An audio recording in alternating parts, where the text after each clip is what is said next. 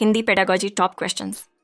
आप like share subscribe कर दीजिए। देखिएगा क्वेश्चन नंबर 1 देखिए, डैश के अनुसार मनुष्य भाषा अर्जन यंत्र के साथ जन्म लेते हैं, उन्हें भाषा सीखने में सहायता करता है। यानी भाषा अर्जन यंत्र के साथ मनुष्य जन्म ले रहे हैं। इस भाषा अर्जन यंत्र के साथ जन्म लेना यानी मनुष्य में एक भाषा को अर्जित करने का क्या है, यंत्र है, एक साधन है, एक टूल है। और वो जैसे ही दुनिया में आता है, अपने आसपास भाषा देखता है और वो उसको ग्रैब करता है, अपने आप भाषा सीख जाता है। कोई उसको अलग से किताब पढ़ा करके, टीचर बुला करके, माहौल बना करके नहीं, वो एनवायरमेंट में है, खाते पीते बोलना वो शुरू कर देगा। कौन कहता है ये बात? बिल्कुल सही कह रहे हैं। सिर्फ 71% लोग। इतने इससे आसान क्वेश्चन धरती पे नहीं बना है सीटेट के लिए कि भाषा अर्जन यंत्र किसने दिया है। अगर हमें यह भी नहीं पता, जन्मजात क्षमता होती है मनुष्य में भाषा को अर्जित करने की, ये चॉम्स्की का कथन है, तो दिमाग में बिठा लीजिए, है ना। भाषा अर्जन यंत्र, लैंग्वेज एक्विजिशन डिवाइस जिसको हम कहते हैं, लैंग्वेज एक्विजिशन डिवाइस।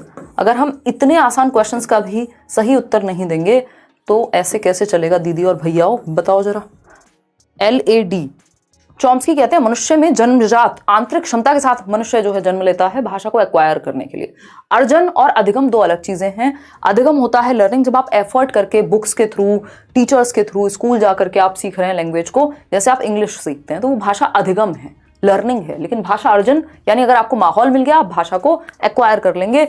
एक्विजिशन की आप में क्षमता है, अर्जन की आप में क्षमता है और जन्मजात क्षमता है। और ये जो आपका भाषा अर्जन यंत्र है, ये सबसे ज्यादा जो प्रभावी होता है वो आपके जीवन के शुरुआती 5 साल तक होगा, यानी अर्ली चाइल्डहुड, पूर्व बाल्यावस्था तक ये बहुत ज्यादा प्रभावी रहेगा। इसीलिए आप देखते हैं छोटे बच्चे को, मान लीजिए आप हैं 30 साल के और आपका बच्चा है कितना, 3 साल का या 4 साल का।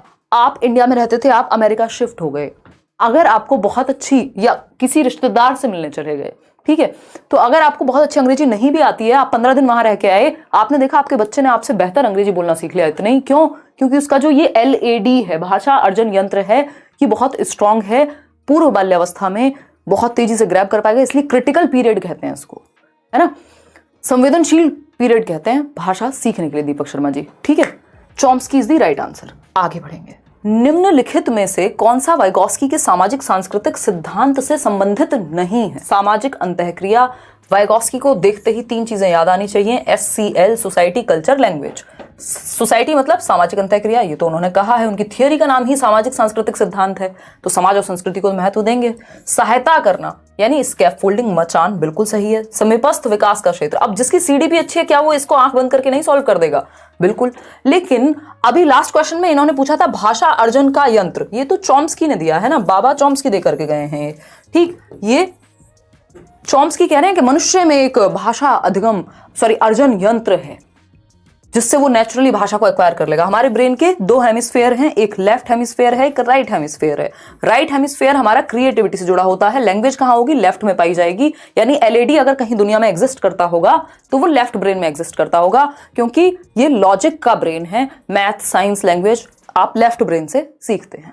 आगे बढ़ेंगे क्वेश्चन नंबर 3 पर। पढ़िएगा, इसको जवाब दीजिएगा। दिए गए कथनों में से उस कथन का चयन कीजिए जो प्रारंभिक साक्षरता को बढ़ावा दे, यानी जो बेसिक लिटरेसी है, कि हमें बेसिक नंबर का ज्ञान हो जाए, थोड़ा भाषा का हम इस्तेमाल करना सीख जाएं, है ना, अपने डे टू डे लाइफ में थोड़ा यूज कर पाएं। प्रारंभिक साक्षरता यानी बेसिक लिटरेसी को बढ़ावा देने वाली सर्वश्रेष्ठ रणनीतियां, कि बच्चा बेसिकली नॉर्मल लाइफ में लैंग्वेज का प्रयोग करना सीख जाए। पहला ऑप्शन है भाषा विकास के आरंभिक वर्षों में अभिभावकों द्वारा की गई बातचीत, यानी जो उसके एनवायरमेंट में आसपास में बातचीत हो रही है उससे वो प्रारंभिक साक्षरता उसके अंदर आएगी, दुनिया की भी जानेगा, दुनिया को भी थोड़ा भाषा का प्रयोग कर पाएगा। सही बात है, सुंदर बात है, सस्ती बात है, टिकाऊ बात है, कोई दिक्कत नहीं है, ठीक है जी। अब आता है B ऑप्शन, बच्चों को कहानियां पढ़कर सुनाना। चलो, बच्चे, माँ बाप कई बार कहानियां सुनाते हैं तो सुनने से भी उनको इमेजिनेशन, कल्पना विकसित हो रही है, श्रवण शक्ति विकसित हो रही है, श्रवण कौशल बेहतर हो रहा है, फिर मौखिक कौशल भी बेहतर होगा। जब वो सुनेंगे तो कल्पनाशीलता तो आएगी ही आएगी और दुनिया के बारे में भी पता लग रहा है। तो यानी वो बेसिकली क्या कर पाएंगे, क्वेश्चंस पूछेंगे जब वो कहानी सुन रहे होंगे, तो बेसिक लिटरेसी उनमें आएगी। अपने मित्र को, इसको भी सही मान लेते हैं, अपने मित्र को पत्र लिखने के लिए कहना। अब प्रारंभिक साक्षरता, पत्र लिखने के लिए कहना, इतना एडवांस अभी बच्चा नहीं हुआ है, हम तो प्रारंभिक की बात कर रहे हैं कि वो बेसिकली यूज कर ले थोड़ा बहुत। बच्चों को पन्ने पर वाक्य की नकल करने के लिए थोड़े एडवांस हो गए फिर। तो ए और बी ही सही है, यानी आप लोग सही उत्तर दे रहे हैं इतनी देर से। ए तथा B is the right answer. बाकी सी और डी सही नहीं है, तो जिसमें भी सी और डी है वो ऑप्शन अपने आप हट जाएंगे। इसमें भी सी डी है, इसमें भी, तो बाकी के तीनों ऑप्शन तो हट ही जाएंगे। क्वेश्चन नंबर 4 देखिएगा एक बार, क्या कहता है क्वेश्चन नंबर 4। नए शब्दों के अर्थ सिखाने की बजाय संदर्भ में नए शब्दों के अर्थ सिखाना या सीखना, इस संदर्भ को बहुत महत्व देते हैं हम कि भाई नए शब्द मान लीजिए उनको रटवा रहे हैं हम लिखवा करके, उससे अच्छा है कि जब आप एक कहानी पढ़वा रहे हैं तो उसी संदर्भ में उस शब्द का मतलब क्या है उसको आप समझ जाएं। सही बात है। ग्रामर को, व्याकरण को सिखाने की भी हम कॉन्टेक्स्ट में ही बात करते हैं कि बच्चा क्या है संदर्भ में सीख ले, ठीक बात है। अक्सर बच्चों को भ्रमित करता है भाई संदर्भ में सिखाना, हमेशा याद रखिएगा संदर्भ से पॉजिटिव वर्ड लैंग्वेज डेवलपमेंट के लिए, भाषा विकास के लिए, भाषा शिक्षण शास्त्र के लिए एग्जिस्ट नहीं करता है ना। तो संदर्भ बहुत ही पॉजिटिव शब्द है पेडागोजी का, तो भ्रमित कैसे करेगा। संदर्भ से तो क्लैरिटी आती है ना भाई। कोई बात आजकल क्या होता है, वीडियो किसी की 2 घंटे का लेक्चर है, 20 सेकंड की क्लिप निकाल के डाल दो, तो क्या होगा, संदर्भ ही मिस, कॉन्टेक्स्ट ही चला गया उस बात से, तो वो भ्रमित करेगा। जब संदर्भ नहीं होगा तो भ्रमित होगा बच्चा, संदर्भ के साथ भ्रमित नहीं होता। बी ऑप्शन है शब्दों की बेहतर समझ में सहायता करना, कह सकते हैं बिल्कुल। रटकर याद करने को प्रोत्साहित करता है। संदर्भ मतलब रियल लाइफ से जोड़ रहे हैं आप, कहीं ना कहीं किसी कॉन्टेक्स्ट से जोड़ रहे हैं, ठीक है। समय की बर्बादी करता है, जी नहीं। कई बार ऐसा लग सकता है कि यार इतनी लंबी कहानी की क्या जरूरत है, टू द पॉइंट बस खत्म करो ना, वो दिमाग में नहीं टिकेगा फिर। शब्दों की बेहतर समझ में सहायता करता है, बहुत जल्दी में रहते हो गोल को लेकर, तो सही है, ये बात सही है कि शब्दों की बेहतर समझ में सहायता करता है, क्योंकि आप उस शब्द का प्रयोग कहां करना है, कैसे किया जाएगा, क्या मतलब होता है वो समझ जाएंगे। ऐसा नहीं है आपने बस रट्टे लगाए हुए हैं वर्ड्स के और वर्ड मीनिंग ही बता पाते हैं, जब यूज करने की बारी आती है तो ना लिख पाते हैं ना बोल पाते हैं ठीक से उन शब्दों को। वैसे आपको बहुत सारे शब्दों की मीनिंग पता है ना। चलिएगा खैर, क्वेश्चन नंबर 5 देखिएगा। डैश पंक्तियों के बीच बीच में से अर्थ समझने के संकेत देता है, यानी पंक्तियों के बीच बीच में से क्या होता है, रीडिंग बिटवीन द लाइन्स, कि कहा क्या जा रहा है। रीडिंग बिटवीन द लाइन्स, किस तरह की रीडिंग से ये चीज को बढ़ावा मिलेगा, बताइएगा एक बार। यानी क्या बात चल रही है उस स्टोरी में, किस तरह के पठन से पता लगेगा। लाइक शेयर करते रहना खुशी खुशी। देखिए, विस्तृत पठन से, सस्वर पठन से, तेज गति से पठन, निर्देशित पठन, बताइएगा। सस्वर होता है लाउड रीडिंग, विस्तृत पठन में तो फिर आपको बीच बीच में से नहीं, वहां तो सब आपको सारा ही पता लग जाएगा फिर, ठीक है ना। तो इसका सही उत्तर निर्देशित पठन जैसा तो गाइडेड की तो यहां बात ही नहीं होगी, तेज गति से पठन है, सी ऑप्शन। आगे बढ़ेंगे, C option is the right answer. Question number 6 देखिएगा, थोड़ा सा बड़ा क्वेश्चन है। क्वेश्चन नंबर 6 कहता है, एक शिक्षिका भाषाई विकास के आरंभिक वर्षों में प्रतिदिन अपनी कक्षा घेरा समय सर्कल टाइम से शुरू करती है, जहां वह प्रत्येक बच्चों को एक विशेष विषय पर बोलने के अवसर प्रदान करती है। यह एक महत्वपूर्ण रणनीति है।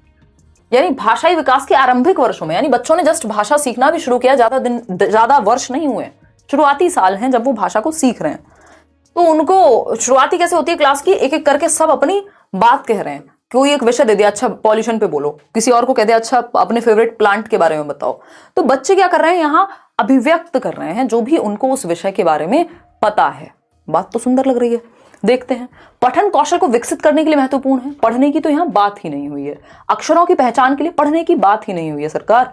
प्रारंभिक साक्षरता के लिए, हाँ बेसिक लिटरेसी इसमें आएगी। बोध पठन के लिए पठन पठन पठन नहीं, भाषा को प्रयोग कर ले बच्चे, उतने की ही बात हो रही है। जब किसी विषय पे बोलने को कहा गया, इसका मतलब ये थोड़ी कि वो रट्टे लगा करके आए, किताब से पढ़ के बताएं, ऐसा कुछ नहीं है। आपको क्या आता है उस पे बोलना है। तो प्रारंभिक साक्षरता के लिए कह सकते हैं, बात नहीं कह सकते, कह सकते हैं बिल्कुल, कोई दिक्कत नहीं हो रही इस बात को कहने में। क्वेश्चन नंबर 7 देखिएगा। वर्णों की रूपरेखा बनाना डैश प्रभावशाली रणनीति का उदाहरण है। अभी तो आप बेसिक समझ रहे हैं कि कैसे कौन सा वर्ण कहां प्रयोग किया जाता है, तो अभी तो आप शब्द भंडार आपका बेहतर होगा। अगर आप इनको समझ पाएंगे तब जाकर के शब्द की तरफ जाएंगे। अभी पूरा पढ़ना, व्याकरण, नियम तो बहुत दूर की बातें हैं। तो शिक्षार्थियों में शब्द संपदा के संवर्धन के लिए बेसिकली उनका जो शब्द भंडार है वो बेहतर होगा। यदि आपको आइडिया लग गया है कि कहाँ पे किस वर्ण को, किस अक्षर को प्रयोग किया जाता है किस शब्द के अंदर। देखिएगा क्या कहता है क्वेश्चन नंबर 8। ये कहता है, भाषा अधिगम के डैश सैद्धांतिक दृष्टिकोण से स्पष्ट है कि बच्चे प्रयत्न तथा त्रुटि से भाषा सीखते हैं। त्रुटि एवं प्रयास, ट्रायल एंड एरर। याद कीजिए, एक व्यक्ति नाम के व्यक्ति थे, सुन रहे हो मेरे को, व्यक्ति नाम के व्यक्ति, क्या कहते थे उन व्यक्ति नाम के व्यक्ति को, थॉर्नडाइक कहते थे कि व्यक्ति प्रयास करता है, त्रुटियां होती हैं, फिर से प्रयास करता है, फिर अधिगम हो जाता है एक टाइम पे। और थॉर्नडाइक क्या है? व्यवहारवादी हैं। त्रुटि एवं प्रयास यानी बिहेवियरिस्टिक बात है, कॉग्निटिविस्ट नहीं है। वो तो दिमाग के प्रयोग की बात करेंगे या थिंकिंग स्किल्स की, रीजनिंग की बात करेंगे। संज्ञानात्मकवादी बार बार प्रयास की आदत डलने की बात सिर्फ व्यवहारवादी करते हैं। सामाजिक सांस्कृतिक में तो फिर आपके वाइगॉस्की आ जाएंगे। तो बी ऑप्शन एकमात्र सही उत्तर यहाँ कहलाएगा। क्वेश्चन नंबर 9 है, प्रक्रिया आधारित लेखन उपागम के सोपानों के लिए सही क्रम का चयन कीजिए। डी का मतलब है कि आप रूपरेखा बनाने से शुरू कर रहे हैं कहानी को, तो इसका मतलब आप रट्टे लगाने की कोशिश कर रहे हैं। ठीक, पहले आप मंथन तो करेंगे कि किस बारे में बात होनी है, लिखने क्या वाले हैं। फर्स्ट स्टेप यहां सी होगा, ई नहीं होगा। उसके बाद आप रूपरेखा बनाएंगे। ठीक, फिर जाकर के एक प्रारूप तैयार करेंगे, किस तरह का स्ट्रक्चर होने वाला है।